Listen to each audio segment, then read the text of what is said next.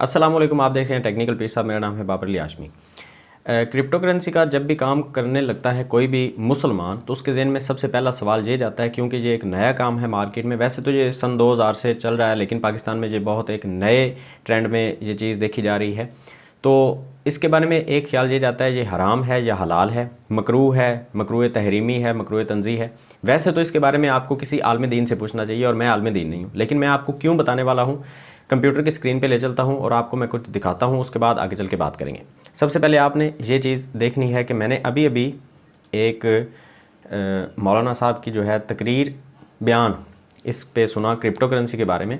और ये आप देख सकते हैं मुफ्ती तारिक मसूद साहब कराची के बहुत बड़े आलिम हैं, जो देवबंद की तरफ से इन्होंने पढ़ाई की है, मुफ्ती हैं, आलिम हैं। तो इनका इसके ऊपर जब फतवा मांगा गया तो इन्होंने खामोशी इख्तियार की।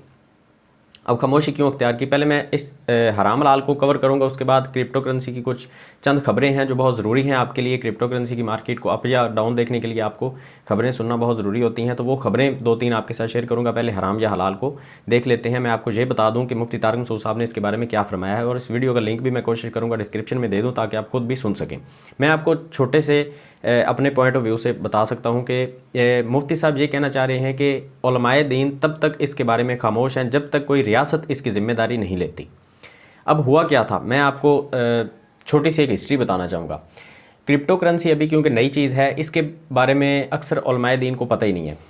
और ये कोई बुरी बात नहीं है कि उलमाए दीन को नहीं पता, क्योंकि दरसों में क्रिप्टो करेंसी नहीं पढ़ाई जाती। दरसों में पढ़ाया जाता है तलाक कैसे होती है, निकाह कैसे होता है, या इस्लाम के अहकामात क्या हैं, हराम हलाल की तमीज़ वो बताई जाती है जो कुरान और हदीस से साबित हो चुकी हैं चीज़ें, या उनके बारे में जो टर्म्स आ चुकी हैं वो किसी चीज़ के ऊपर अगर लागू होती हैं तो हम उस चीज़ को हराम या हलाल कहते हैं। क्रिप्टो करेंसी का नाम लेके तो ना कुरान पाक में कुछ आया ना हदीस पाक में कुछ आया।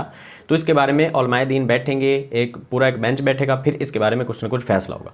तो इन्होंने कहा कि हमारे जामिया रशीद जो कराची का एक बहुत बड़ा मदरसा है, वहाँ पे बैठ के इन्होंने काफ़ी ज़्यादा आलिम दीन भी बुलाए, मुफ्ती साहब, और उनके साथ इन्होंने टेक्निकल टीम बिठाई। उन्होंने बताया कि क्रिप्टो करेंसी एक्चुअली है क्या, ये किस तरह से काम करती है। और उसके बाद मुफ्ती साहब जो थे उन्होंने खामोशी इख्तियार कर ली, ना हलाल कहा ना हराम कहा। खामोशी इख्तियार करने का मतलब ये था कि अगर रियासत इसको गलत कहती है तो हम इसको हराम कह देंगे, अगर रियासत इसको ठीक कहती है, अगर इसको लीगल करती है कोई भी कंट्री, तो हम इसको हलाल कह देंगे।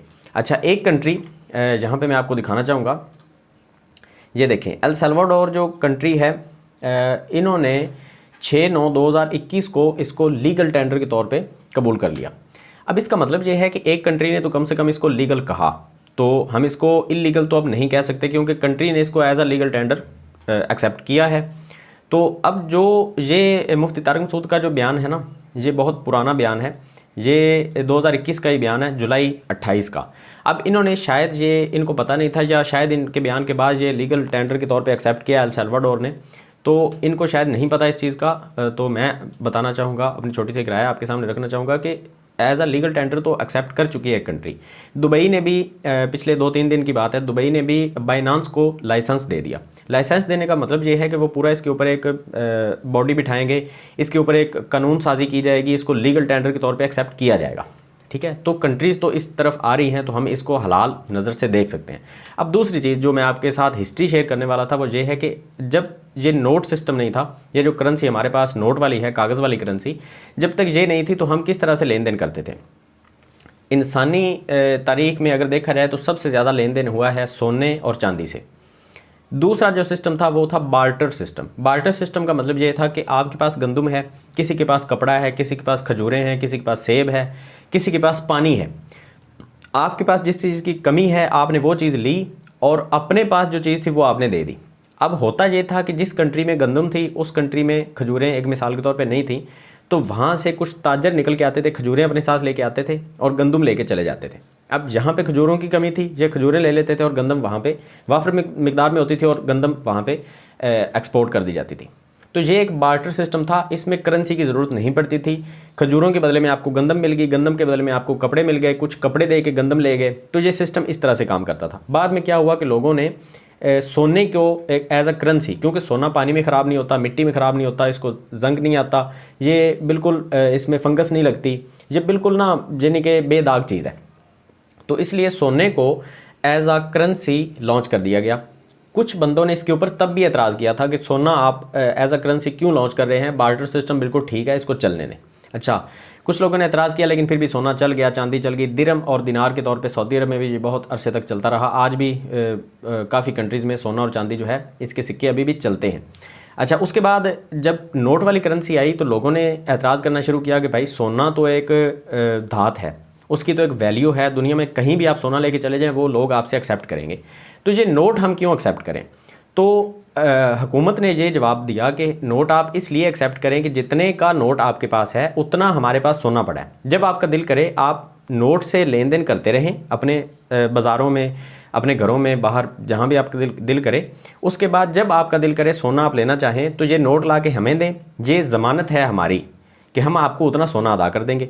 अब हर किसी को पता है कि पाकिस्तान और इंडिया दोनों कंट्रीज़ के पास ही, जो उर्दू समझते हैं मैं उनको बताऊंगा, बाकी जितनी भी कंट्रीज़ हैं उनको ना बताने का कोई फ़ायदा, ना किसी को समझ आएगी मेरी उर्दू की। पाकिस्तान और इंडिया के पास उतना सोना नहीं है जितने इनके पास नोट्स हैं, तो वो ज़मानत तो ख़त्म होगी। आज अगर आपके पास 5,000 है तो आप जाके 5,000 का सोना तो ले सकते हैं, लेकिन जितने नोट सर्कुलेट हो चुके हैं मार्केट में, जितनी सप्लाई नोटों की है, उतना सोना गवर्नमेंट के पास तो है नहीं, तो फिर तो वो जवाज़ ही ख़त्म हो गया। तो फिर ये करेंसी आप इसको हराम कहेंगे? नहीं कहेंगे। उसकी वजह यह है कि इसको लोग एक्सेप्ट करते हैं, हालांकि जिस वजह के ऊपर इसको हलाल करार दिया गया था, इसके बैक एंड पे सोना रखा गया था, वो सोना तो सारा का सारा डॉलर के पीछे चला गया। वो तो अमेरिका के पास चला गया, बरतानिया के पास चला गया, या बड़ी बड़ी जो कंट्रीज़ हैं वहाँ पे सोने का ढेर है। पाकिस्तान में, इंडिया में तो उतना सोना नहीं है बैक एंड पे, लेकिन फिर भी हम क्योंकि इसको एक्सेप्ट करते हैं, मैं भी करता हूँ, आप भी करते हैं। 5,000 का नोट जहाँ भी आप लेके पाकिस्तान में जाएंगे, हर बंदा एक्सेप्ट करेगा, कोई नहीं पूछेगा इसके पीछे सोना पड़ा है कि नहीं पड़ा। तो इसी तरह से क्रिप्टो करेंसी अगर मैं भी एक्सेप्ट करता हूँ, आप भी एक्सेप्ट करते हैं, तो इसके लीगल होने का तो जवाज़ निकल के सामने आ जाता है, तो हम इसको हलाल समझ सकते हैं। इसमें भी आगे मैंने पिछली वीडियो में मैंने बताया था, इसके अगर थोड़ा सा हम बहुत ज़्यादा आगे चले जाते हैं तो इसमें स्टेकिंग आ जाती है, इसके अंदर फ्यूचर ट्रेडिंग आ जाती है, इसके अंदर आपको मार्जिन ट्रेडिंग देखने को मिल जाती है, इसके अंदर आपको स्पॉट ट्रेडिंग देखने को मिल जाती है। अब स्टेकिंग के अंदर आपको क्या होता है, आपने कोई करेंसी कंपनी के पास रख दी, कंपनी उसके ऊपर आपको इंटरेस्ट देती है, सूद देती है। तो कुछ कहते हैं कि वो हराम है, कुछ कहते हैं हलाल है। मैं उसको हलाल नहीं समझता अपने लिए। मैं किसी के ऊपर फतवा नहीं लगा रहा, ना मैं लगा सकता हूँ, ना मैं मुफ्ती हूँ, ना मैं आलिम दीन हूँ, लेकिन मैं अपने लिए उसको ठीक नहीं समझता कि मैं पैसे रख के उसके ऊपर मैं इंटरेस्ट लूँ, मुझे वो ठीक नहीं लगता, तो मैं वो नहीं करता। अच्छा, दूसरे नंबर पे आ जाती है फ्यूचर ट्रेडिंग। फ्यूचर ट्रेडिंग भी अभी तक मुझे इसमें कन्फ्यूजन है, मैं इसको ना सही तरीके से हलाल समझ रहा हूँ, ना सही तरीके से हराम समझ रहा हूँ। इसमें जो कन्फ्यूजन है इसके बारे में अलग से एक वीडियो बनाऊंगा, उसमें मैं बताऊंगा। फ्यूचर ट्रेडिंग जो है ये टोटली एक अलग चीज़ है। स्पॉट ट्रेडिंग को मैं हलाल इसलिए समझता हूँ क्योंकि इसको कोई मुफ्ती जो है वो हराम नहीं कह रहा, और कंट्रीज़ जो हैं वो इसको as a legal tender accept कर रही हैं, और इसको लोग एक्सेप्ट करना शुरू कर दिए। ठीक है, तो इसलिए मैं इसको हलाल समझता हूँ कि जब आप कोई भी करेंसी खरीदते हैं, इसके ऊपर ना तो आपको कोई इंटरेस्ट मिलता है, इसका रेट अगर अप जाता है तो आपको प्रॉफिट है, अगर डाउन जाता है तो आपको लॉस है। ठीक है, इसके अंदर कोई आपको इंटरेस्ट नहीं मिल रहा, कोई आपको एक्स्ट्रा फीस नहीं जो है वो घंटों के हिसाब से पे नहीं करनी पड़ रही। जब आपको चीज़ खरीदते हैं तो उसमें जैसे आप आर्डर देते हैं, आप किसी को ब्रोकरेज देते हैं, तो वैसे ही आपने इसमें अपना जो है कमीशन दे के एक टोकन आपने खरीदना होता है, और वो जो कमीशन है वो एक्सचेंज आपको एक सर्विस के तौर पे, जो सर्विस आपको प्रोवाइड कर रही है वही सर्विस के वो चार्जेस आपसे ले रहे हैं। तो ये था टोटल हराम और हलाल के बारे में। बाकी फिर भी आप किसी आलिम दीन से जाके पूछें तो पहले उसको आप ये पूछेंगे क्रिप्टो करेंसी क्या होती है, पहले आप हमें ये बताएं। जब आलिम दीन आपको ये बता ले क्रिप्टो करेंसी होती क्या है, इसके अंदर कितनी किस्में होती हैं, कितनी करेंसीज़ हैं, कितनी एक्सचेंजेस हैं, एक्सचेंज किस तरह से काम करती है, बिटकॉइन क्या है, एथेरियम क्या है, बाकी करेंसीज, टोकन क्या है, कॉइन क्या है, जब ये सारी चीज़ें आलिम दीन आपको समझा दे, उसके बाद आप इसको हलाल या हराम उससे पूछें कि वो है या नहीं है। ठीक है, जब तक कोई बंदा इसको अच्छे तरीके से समझेगा नहीं, वो इसके ऊपर फतवा नहीं दे सकता। अगर किसी आलिम दीन को बकरी के बारे में पता ही नहीं है कि बकरी जानवर है, बकरी परिंदा है, बकरी क्या है, बकरी को कीड़ा मकोड़ा है, किसी को अगर पता ही नहीं है, तो फिर आप उससे फतवा कैसे ले सकते हैं। उससे जब आप फतवा लेते हैं बकरी हलाल या हराम का, तो पहले उसको ये पता होता है कि बकरी 4 टांगों वाला एक जानवर है, उसके अंदर मेल फीमेल भी होते हैं, वो दूध देती है, ये वो सारा कुछ उसको पता है, और हदीस के अंदर उसका जिक्र मिलता है। आलिम दीन तब आपको फतवा देता है। क्रिप्टो करेंसी एक नई चीज़ है, उसके बारे में वो फतवा तब देगा जब आलिम दीन को खुद पहले पता होगा, फिर उसके बारे में उसके प्रोज एंड कॉन्स का पता होगा, फिर आपको वो फतवा देगा। ठीक है, तो सबसे पहले हम चलते हैं जी, एक चीज़ जो बहुत ज़रूरी है क्रिप्टो करेंसी में, वो होता है जी फियर एंड ग्रीड इंडेक्स। इसका मतलब ये है कि मार्केट में लोग कितने ज़्यादा डरे हुए हैं, कितने ज़्यादा इसके अंदर लोग जो हैं वो खुश हैं और इसके अंदर दाखिल हो रहे हैं।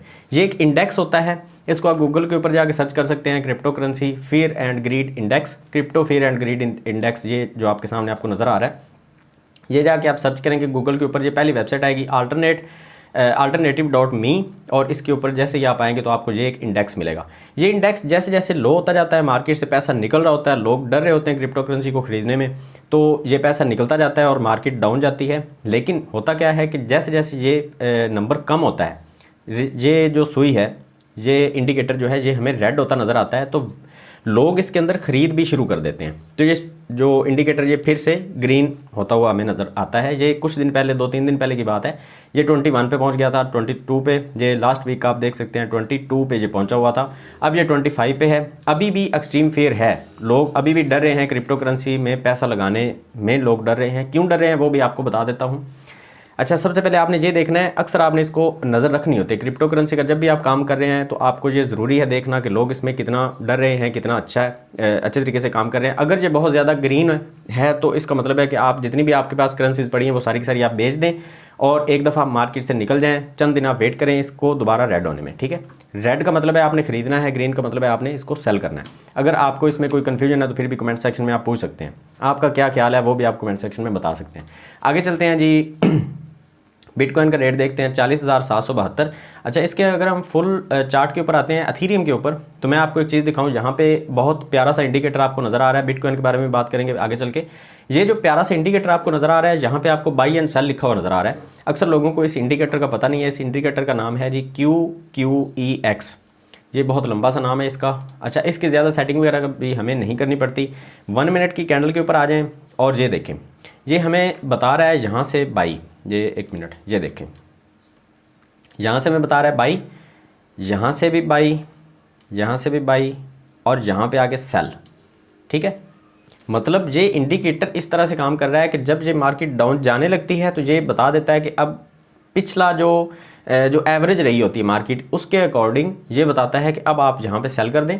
अब यहाँ पे ये देखें, ये ग्रीन कैंडल होती हुई नज़र आ रही है, तो थोड़ी देर के बाद शायद यहाँ पे बाई लिखा हुआ हमें नज़र आ जाएगा। तो यहाँ पे इसका मतलब ये है कि यहाँ पे इसने बाइंग का ऑर्डर दिया है और आगे चल के ये सेल के बारे में भी हमें बता देगा। ठीक है, तो इस इंडिकेटर को आपने कैसे अप्लाई करना है इसके बारे में मैं आपको थोड़ा सा शॉर्टली बता देता हूँ। ज़्यादा इसकी जो डिटेल है वो नेक्स्ट वीडियो में आपको बताऊँगा। ये इंडिकेटर है जी, एक इंडिकेटर है इसमें फिल स्ट्रेंथ ग्रेडियंट, ये जो आपको सब्ज़ और ये रेड नज़र आ रहा है, ये देखें, इसको अगर हम हाइड करते हैं तो ये चला जाएगा। ठीक है, तो ये सब्ज़ और जो लाल किस्म का इंडिकेटर आपको नीचे नज़र आ रहा है, ये आपको बताएगा मार्केट कितनी ज़्यादा अप जा रही है, कितनी ज़्यादा डाउन जा रही है। और QQEX के नाम से जो इंडिकेटर है, ये जो आपको लिखा हुआ नज़र आ रहा है बाई एंड सेल, ये देखें। ठीक है, इससे आप ये आइडिया ले सकते हैं कि कब आपने बाइंग करनी है, कब आपने सेलिंग करनी है। इसके बारे में वैसे डिटेल के साथ एक वीडियो मैं अलग से बनाऊँगा। अच्छा, आगे चल के मैं आपको ये दिखाने वाला हूँ कि एल साल्वाडोर ने जो इसको कर लिया है लीगल। इसके बाद खबर आ रही है कि दुबई और बहरीन ने इसको एज अ लीगल टेंडर जो है वो एक्सेप्ट कर लिया है, बाइनांस को लाइसेंस दे दिया है। अब इसके बारे में पूरा एक कानून साजी की जाएगी कि क्रिप्टो करेंसी को किस तरह से लेना है। तो ये खबर जो है जैसे ही मार्केट में आई तो बिटकॉइन की प्राइस जो है वो अच्छी खासी अप्रिशिएट होती हुई हमें नज़र आ रही है। अच्छा, आगे चलते हैं तो हमें कुछ एक डराने वाली खबर भी है कि जो फेड की तरफ से जो हमें खबर देखने को मिल रही है वो ये है कि 1 महीना पहले आपको जो खबरें सुनाई दे रही थी बहुत ज़्यादा कि 0.25% इन्होंने टैक्स को इंक्रीज़ करना है फेड ने। तो इस टैक्स का क्रिप्टो करेंसी के बारे में मतलब क्यों लोग इतने परेशान थे? देखें, जब भी टैक्स लगते हैं तो लोग अपने जो एसेट्स होते हैं उनको लो रिस्क वाले जगह पे इन्वेस्ट करते हैं। मिसाल के तौर पे पाकिस्तान में अगर आप गवर्नमेंट को टैक्स पे कर रहे हैं, मिसाल के तौर पे 2% आप टैक्स पे कर रहे हैं, तो आप पैसे बैंक में रखेंगे, वहाँ पे आप 3% उस बैंक से लेंगे इंटरेस्ट, हालांकि वो हराम है लेकिन फिर भी लोग करते हैं। अच्छा, 3% आप वहाँ से लेंगे, 1% आपकी प्रॉफिट होगी और 2% आप गवर्नमेंट को जो है वो टैक्स दे देंगे। लेकिन होता ये है कि जैसे ही गवर्नमेंट अपना टैक्स इंक्रीज़ कर देगी, मिसाल के तौर पर गवर्नमेंट ने अपने टैक्स जो है वो इंक्रीज़ करके कर दिए 4%, तो अब बैंक तो आपको 3% देगा, तो आप अपने पैसे बैंक से निकालेंगे, क्रिप्टो से निकालेंगे, क्योंकि जहाँ पे आपको इंटरेस्ट रेट बहुत कम मिलते हैं, क्रिप्टो से आप पैसे निकालेंगे जहाँ पे रिस्क बहुत ज़्यादा हो जाता है। तो पैसे निकाल के आप रियल एस्टेट में डालेंगे जहाँ पे रिस्क जो है वो बहुत ज़्यादा लो है, गोल्ड के अंदर डालेंगे या किसी ऐसे एसेट के अंदर, ऑयल वगैरह के अंदर आप डालेंगे जहाँ पे रिस्क लो है और आपका मार्जिन जो है वो वहाँ पे ज़्यादा होगा। तो ये जैसे ही ये खबर आई कि 0.25% टैक्स इंक्रीज़ हुआ है यूएस में, तो फेड की तरफ से जैसे ये खबर आई, सेंट्रल बैंक ने ये किया, तो यहाँ पे क्रिप्टो करेंसी के ऊपर इसके थोड़े से बुरे असरात मुझे नज़र आ रहे हैं। वो कैसे नज़र आ रहे हैं मैं आपको ये दिखा देता हूँ, आपने यहाँ पे थोड़ा सा गौर करना है।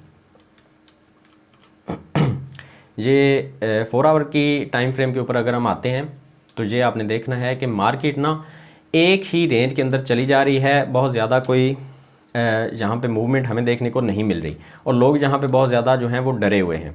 ये आप देखें, यहाँ पे अगर हम ट्रेंड लाइन को ड्रॉ करते हैं, ये देखें ये एक रेंज है मार्केट की, सॉरी ये देखें ये एक रेंज चल रही है मार्केट में और इस रेंज में जो मार्केट जा रही है इसका मतलब ये है कि लोग नीचे से ख़रीदारी करते हैं, ऊपर जाके लोग सेल करते हैं और लोग थोड़े से डरे हुए हैं। डरे हुए से मुराद ये होती है कि लोग इसमें बहुत ज़्यादा लंबे अरसे के लिए इन्वेस्टमेंट करके छोड़ नहीं रहे कि कहीं रेट बहुत ज़्यादा जो है वो डिप में ना आ जाए। और बिटकॉइन जो है इसकी बहुत ज़्यादा खबरें आ रही हैं कि बिटकॉइन 24,000 की प्राइस रेंज के ऊपर आ रहा है। अब 24,000 जैसे ही कोई भी सुनता है तो उसके जहन के अंदर ये आती है कि मार्केट पूरी की पूरी डिप में चली जाएगी। वो अपने एसेट्स निकालते हैं, USDT निकाल के वो बैंक में रखते हैं या गोल्ड खरीदते हैं या ऑयल में लगा देते हैं और क्रिप्टो करेंसी से जैसे ही पैसा निकलना शुरू होता है, मार्केट डाउन जाती है तो लोग डरते हैं और फिर निकालते हैं। अब ये जो चेन है ये चलती जाती है और बिटकॉइन भी नीचे आता है तो बिटकॉइन के साथ पूरी की पूरी मार्केट जो है वो नीचे आना शुरू हो जाती है। जैसे आपने देखा अथीरियम भी अभी नीचे आया हुआ है काफ़ी सारा और 3,200 की जो रेंज है वो मुझे उम्मीद थी कि 3,200 की जो रेंज है ये वाली यहाँ पे अथीरियम दोबारा से जाएगा, लेकिन अभी मुझे जाता हुआ नज़र नहीं आ रहा क्योंकि ये आप देखें यहाँ से अगर हम देखते हैं तो मार्केट अभी भी डाउन ट्रेंड ही दिखा रही है। मार्केट अभी भी हमें अप ट्रेंड दिखा नहीं रही। अगर हो जाएगा, किसी अच्छी खबर का इंतज़ार करते हैं, अगर ट्रेंड अप हुआ, रिवर्स हुआ ट्रेंड और मार्केट एप्रिशिएट होने लगी तो मैं आपको पहले आगाह ज़रूर करूंगा। लेकिन अभी मेरा आपके लिए मशवरा ये है कि आपके पास जितने फ़ंड पड़े हैं उसमें से 10% या 15% मैक्सिमम आप अथीरियम में या किसी BNB में या OKB में या किसी अच्छे कॉइन में आप डाल दें। अपनी रिसर्च भी आप लाजमी किया करें और हमारे जो एनालिसिस होते हैं यूट्यूबर्स के, इसके ऊपर ज़्यादा आप डिपेंड ना किया करें, अपनी भी थोड़ी सी एनालिसिस किया करें। अगर कोई सवाल होता है तो कमेंट सेक्शन में आप पूछ लिया करें। तो अभी भी मार्केट का जो ट्रेंड है वो डाउन ट्रेंड है, तो कोशिश करें कि थोड़ी बहुत जो शॉर्ट टर्म के लिए जो प्रॉफिट है वो लेके आप निकलते जाएं और स्टॉप लॉस का इस्तेमाल ज़रूर करें ताकि जो मार्केट बहुत ज़्यादा डिप में चली जाती है तो आपको ज़्यादा वेट ना करना पड़े। अगर आप डिप में बहुत ज़्यादा वेट करेंगे तो हो सकता है मार्केट मज़ीद डाउन चली जाए और आपके जो एसेट्स हैं वो फंस जाएँ। तो आप ऐसा ना करें, थोड़े बहुत लॉस के साथ आप वहाँ से निकलने की कोशिश करें। डिप में जाएगी मज़ीद वहाँ पे बाई करें और प्रॉफिट अपना जो है वो जनरेट करें। अभी मैं आपको यहाँ पे इसके जो इंडिकेटर हैं वो दिखा देता हूँ। 1 डे की कैंडल हमें न्यूट्रल शो करवा रही है समरी और इसके बाद अगर 4 आवर की टाइम फ्रेम के ऊपर आते हैं तो लोग इसको ख़रीदारी कर रहे हैं अथीरियम की। 2 आवर की टाइम फ्रेम के ऊपर भी, 1 आवर में भी और 30 मिनट पे भी, 50 मिनट पे भी, 5 मिनट पे आपको ये जो है वो न्यूट्रल और 1 मिनट पे आई थिंक ये सेल होता हुआ नज़र आ गया। ये देखें, ये जो इंडिकेटर्स हैं इनके बारे में भी मैं वीडियो में आपको एक्सप्लेन करूंगा अच्छे तरीके से कि इनका फ़ायदा क्या होता है, इनके नुकसान क्या होते हैं, इनको किस तरह से आपने फॉलो करना था, वो सारा कुछ मैं आपको बताऊंगा। जस्ट मैं अभी आपको ये बताने वाला हूं कि अगर आपने 4 घंटे से लेके 30 मिनट तक अगर आपने ट्रेडिंग करनी है तो यहाँ पे आप कर सकते हैं। अगर आपने शॉर्ट टर्म के लिए ट्रेडिंग करनी है 1 मिनट की टाइम फ्रेम के ऊपर तो यहाँ पर अभी आप सेल करें और जब प्रॉफिट बने तो वहाँ से आप निकल जाएँ।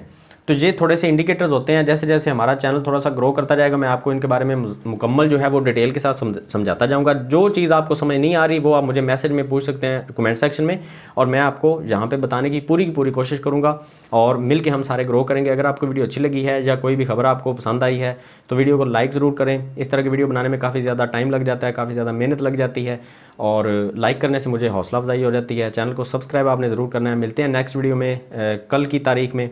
दुआ में आपने याद रखना है। अल्लाह हाफिज़।